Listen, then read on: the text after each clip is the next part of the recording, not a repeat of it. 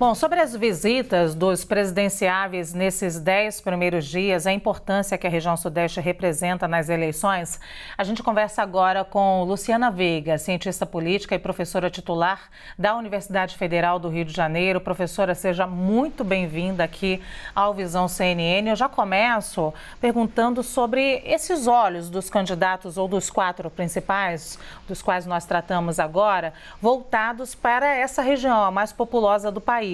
O fato de nós termos agora 47% de indecisos ainda nessa região pode modificar bruscamente o cenário nessa reta final das pesquisas? Oi, gente, tudo bem? É um prazer estar aqui com vocês.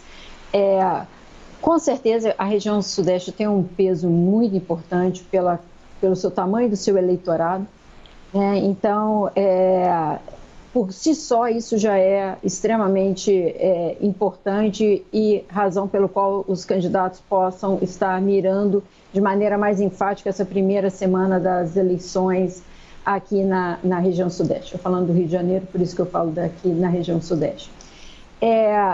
Eles sabem do desafio, sabem que esse eleitorado é um eleitorado relativamente volátil, né? É um eleitorado que esteve com Lula, depois esteve com a Dilma, depois esteve com o Bolsonaro, né? E agora nas pesquisas de opinião estão tendendo mais a Lula. Então, na verdade, por essa volatilidade histórica, por esse número tão grande em termos percentuais do eleitorado e por esse percentual que você acabou de falar, Luciana, em relação ao número de indecisos, a região Sudeste merece atenção. Eles sabem que aqui tem uma quantidade de voto muito grande e que apresenta alguma volatilidade, portanto, pode ser alterado.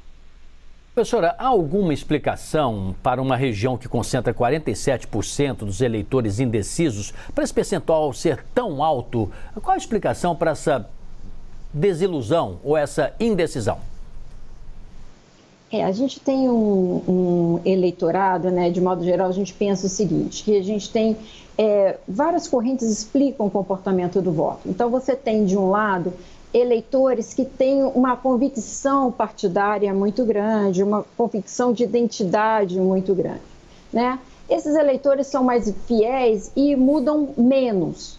Agora, você tem uma porcentagem do eleitorado que está ali no centro, que não tem uma identidade muito forte, nem com um lado nem com o outro, e que ele oscila a depender das condições da economia, a depender da situação, da conjuntura.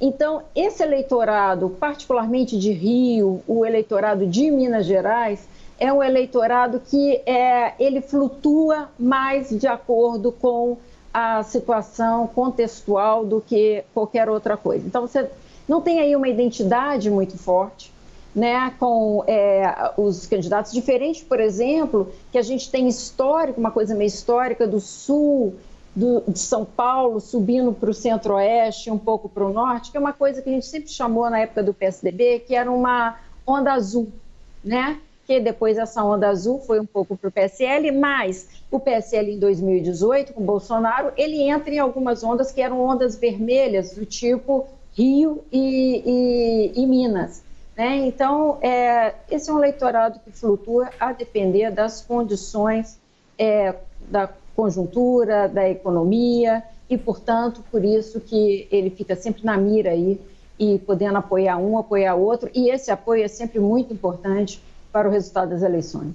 PSL que se uniu ao Democratas e hoje é a União Brasil. Professora, se a gente estivesse jogando um joguinho de tabuleiro, eu ia dizer que a gente vai avançar agora algumas casas para entender um pouquinho do perfil desse eleitorado, especialmente o indeciso. É muito diversificado no Sudeste. A maior parte dos indecisos, por exemplo, é formada por mulheres, há também grupos religiosos mais conservadores e aqueles que defendem a diversidade e a liberdade de gênero. Olha isso. Como é que vai alinhar um discurso que agrade a todo esse público?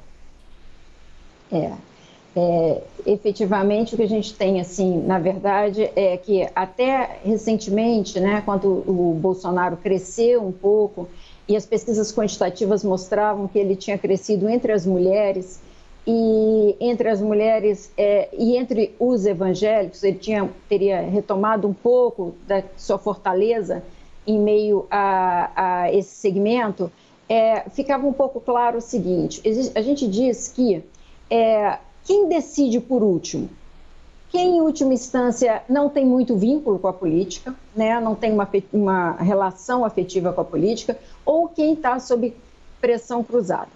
Tá? O que a gente diz sobre pressão cruzada? Que a princípio ele pertence a um segmento que se espera dele um determinado comportamento e, ao mesmo tempo, ele pertence a outro segmento contrário. Então, por exemplo, se você pega as mulheres conservadoras, por exemplo, o eleitorado feminino, ele tende a ir para Lula. Os conservadores tendem a ir para o Bolsonaro. Imagina uma mulher do Nordeste, tá, pobre, e ao mesmo tempo que tenha uma perspectiva mais conservadora. Ela está entre pressão cruzada. Por um lado, pelo lado conservador, né, da agenda de costumes, digamos assim, ela tenderia mais para o Bolsonaro. Só que, por outro lado, na sua condição de classe, na sua condição de gênero, ela tenderia mais para Lula. Então, ela fica entre pressão cruzada, ela fica esperando que alguma coisa aconteça para que ela possa, então, tomar a sua decisão. E, dentro dessa perspectiva, por exemplo, política de distribuição de renda podem ajudar um pouco, né? Mas, então, essa ideia que a gente tem que ter. Esse eleitorado indeciso, ele está ou ainda não conectado com a eleição, ou ele está em conflito consigo mesmo, esperando que aconteça algo para que ele possa se decidir. E por isso que tem esses aspectos que você mencionou, que às vezes são contraditórios. Professora, hoje mesmo o noticiário traz pastores, né, que falam com veemência, de forma assertiva, às vezes até num tom mais alto, quase gritando, né, favoravelmente à candidatura Bolsonaro. Isso traz um efeito concreto junto aos demais evangélicos que frequentam as igrejas? Então, essa questão é sempre bastante interessante da gente avaliar, essa questão da igreja, porque ela tem um efeito direto, ou seja, da fala do pastor, mas ela também tem um efeito do grupo social. A ideia de que essas variáveis que são mais sociodemográficas, a gente deve entender o efeito delas também enquanto a ideia da pressão do grupo. Tá? Quando o pastor, em última instância, aumenta o tom da voz, se torna mais enfático, o argumento naquele grupo social se torna mais enfático e também tem o seu tom aumentado. Isso faz com que pressione mais aquele eleitor que que não esteja muito afinado, que esteja pensando numa dúvida, há uma pressão maior sobre ele para que ele se alinhe com os demais. Então, é sempre importante a gente pensar no eco que essa voz traz para a pressão do grupo social. Então, tem um efeito, sim. Em última instância, sobre a sua pergunta, ela tem um efeito, não só direto, como também indireto, através do grupo.